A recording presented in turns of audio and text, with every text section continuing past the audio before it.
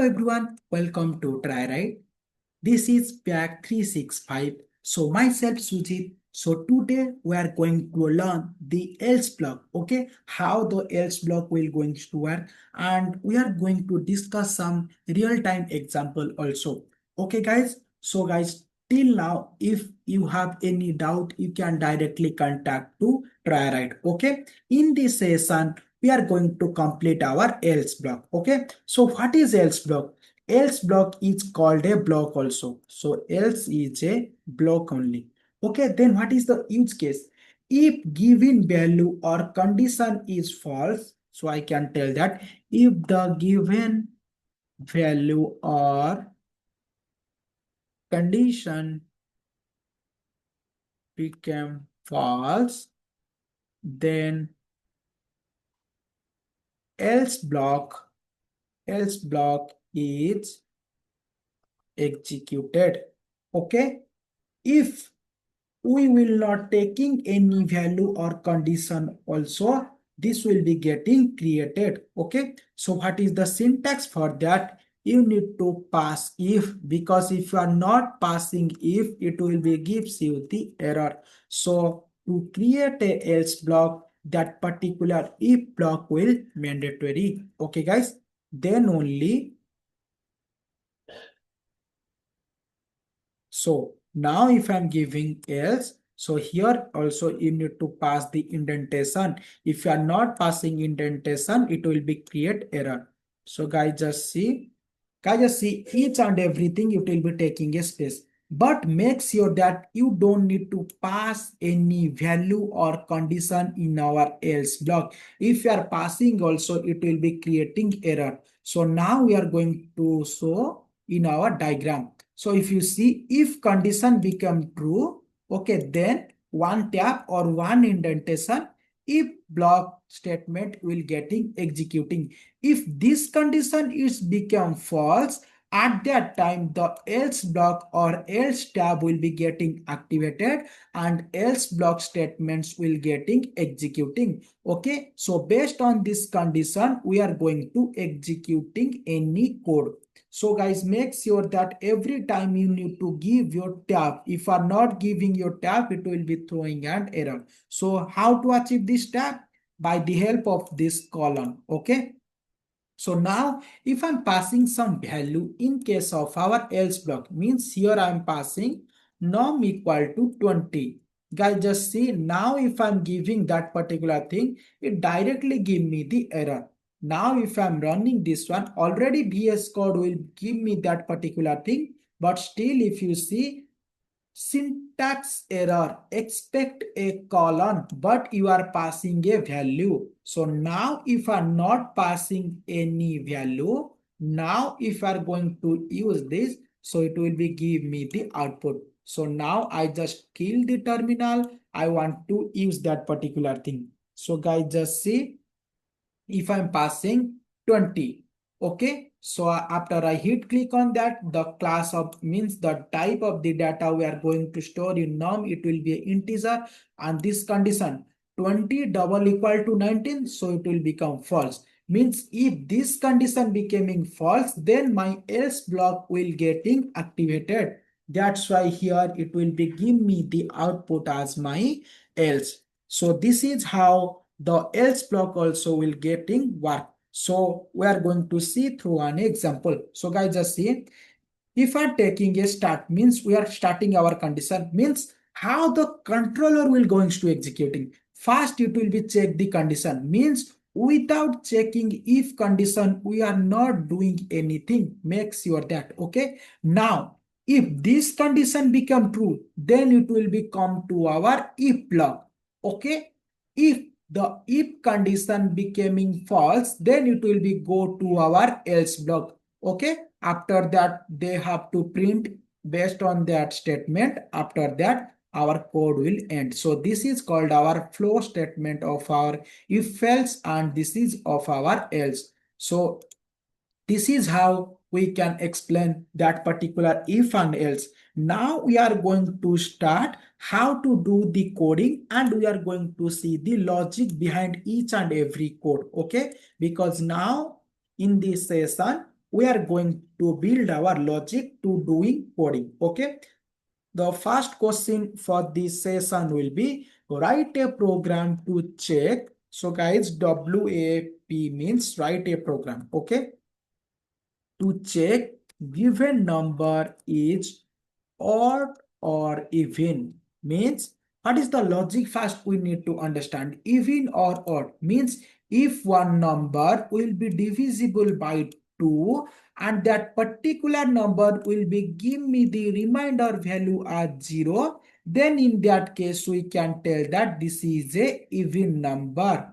So we need to understand each and every question like this only. Okay. If num modular division by 2 and the remainder value becomes 0, then only we can tell this is a even number. So if you see here also, we are taking a number called, means we are taking a number called 4. Now we are going to check if 4 modular division by 2 and my remainder value becomes 0, then if this condition true, then it will be directly come to here, means my if block. So whatever the statement I want to write, it will be getting executing. If I'm taking 5, then this condition becoming false, guys, right? Now in this case, it will be give me the false, or it will be executing our false block. Now our false block or else block will be getting activated. So it will be giving me the output, and at last both are giving me the end of the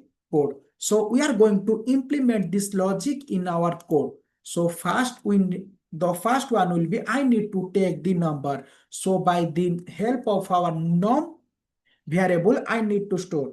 My requirement will be I need to take the input from my user. So we know that if you want to take the input from the user, every time we are going to use the input function. So input function take the data in the form of our string. So that's why I need to typecast it. So by the help of our int function, I will be typecasting it. So then I need to check if my number, because I don't want to print each and number the procedural oriented. I want to in the dynamically. That's why I'm giving the variable name. Okay. If this number modular division with 2 double equal to 0, at that time I need to give this colon. After I hit click on enter, I want to means if this block will be getting activated, I'll tell that this number is a even number. Okay guys, else means if this condition will be coming false, now I have to print this number will odd. Okay, now we are going to run this one and we are going to check by the help of a different number. Now if I'm passing 2, so it will be telling me that this number is an even number. Now if I'm giving a false number, so 9 I'll take. So this number will odd. So we know that our logic will good. But guys, just see if my requirement will be I need to print that particular number here also. Means I need to print this, means I don't want to print that. So I'm directly print 2 number is a even, means whatever the input from the user, I want to print that particular thing. So at that time we have a concept called our formatting string or F string. So what is F string? We are going to see now. So F string. So what is F string? Means whenever you want to print this dynamically, at that time we are going to use. How to achieve this F string? By the help of our, means if you are using any print function, okay, at that time you just need to first you need to give this F, then you need to give the colon. So inside this quotation mark, whatever the text you want to print, you want to print. But if you want to take the variable in place of our curly braces, you need to print. Means at that time whenever our Python controller run this one, so it will be giving me the value, whatever the value will be presenting in our variable. So now in this case, if I'm going to use this concept, so I need to first I need to use this f string, then I need to use the colon. So I'll tell the two number. So the number, okay, the number is a even number. So I can tell that 2 is a even number directly. Also, I need to tell if that number will be a odd, also I need to tell that. So here I need to tell num is a, so here I need to outside the is a odd number. Okay, guys, just see. Now, if I'm going to run this one, it will be printing in a dynamically way. So, guys, just see. First, it will be taking the user input. So, I'll pass my user input will be 5. Now, after I hit click on that, it will be taking the whatever the user input at that time. So, 5 is a odd number. If I'm changing the input also, if I'm taking 10, so it will be give me 10 is a even number. So I don't need to take care of whatever the value I need to expect from that. So every time it will be give me the correct output because I am using my f string only. So this is how the Python controller will executing each and everything. Okay, guys. The next example will be check if a number is positive, negative, or zero. Okay, the next question will be write a program, write a program to check number is positive, negative, or zero. Okay, now how it going to work? Here also we need to take the user input. So I need to copy this particular num. Okay, so now I need to give the condition. If number will greater than equal to 0, means if that particular number will be greater than, then we can say that this will be a positive number. So I need to print number is a positive number.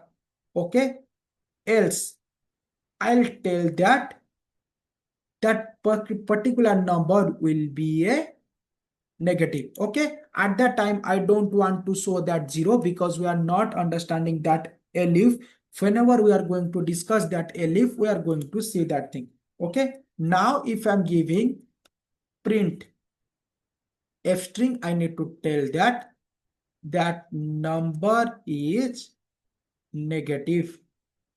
Okay, so now I need to print each and everything. So guys, just see, if I'm giving a -7, just see, -7 is a negative. How it checking? Means here it will be checking -7 greater than 0. So this condition becoming false. That's why immediately it will be this if block will be not getting executing, means the else block starting executing. If you see in your flow diagram also, if this condition become true, only if block will be getting starting executed. If condition becoming false, then else block will be starting executing. That's why in that case it will be give me that the -7 is a negative number. Now if I'm giving a positive number, okay, I'm passing 78. So guys, just see, 70 is a positive number because it will be checking the condition 78 greater than 0. That's why it will be give me the output as 78 is a greater number.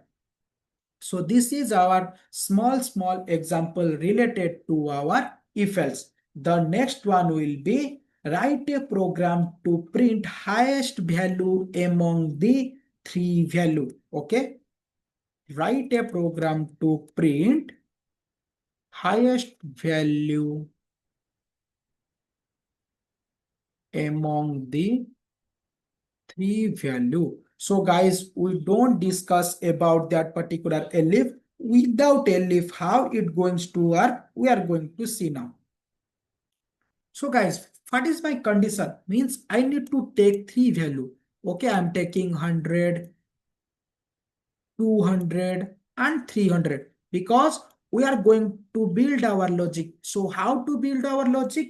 By creating our own logic only. Okay, if my condition will be, if my number one, means if my 100 will greater than equal to 200, then in that case I can tell that if this condition becoming true, means this condition will be not getting true, this condition give you the false, means we can say that the number 1 will be not greater than up to my two numbers. So we can tell that my number 2 will getting greater. But as of now, we cannot give surety that only number 2 will be greater because we have a remaining one also. At that time, we need to check this condition also. Means we need to give you one more condition. If 200 becoming 300, means this condition if becoming true, then we can say that our number 3 will be greater, because we have already checking with me number 2, because number 1 will be getting false. That's why we need to check this second condition. So we need to continue with this logic to implement our code. So first we need to take our 3 input from this user. So I'm copy for 3 times. So I need to take num1, num2 and num3. So my first condition will be, I need to check with the two condition. Okay. Means if my this condition becoming true, if suppose if my number 1 will be 300. So how it going to check? If my 300 becoming 200. Okay. If this condition is becoming true, then as of now we can say that our number 1 will be greater than to number 2, but we cannot guarantee say that our number 3 also number 1. So at that time we need to come to our if, means inside this if, then with this type of process we can say that nested if. At that time again we need to print 300 greater than 100. So means we are checking each and everything. So we are going to implement this logic only. So come to this one. So now my first condition will be, I need to check my number 1 will be greater than number 2.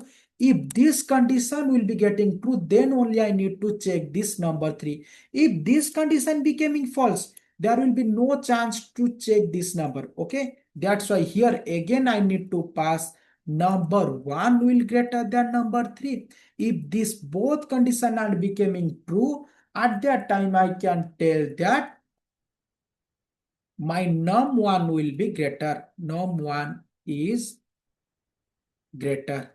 Okay. Else we can say that our number 3 will greater. Why? Because we have already checking.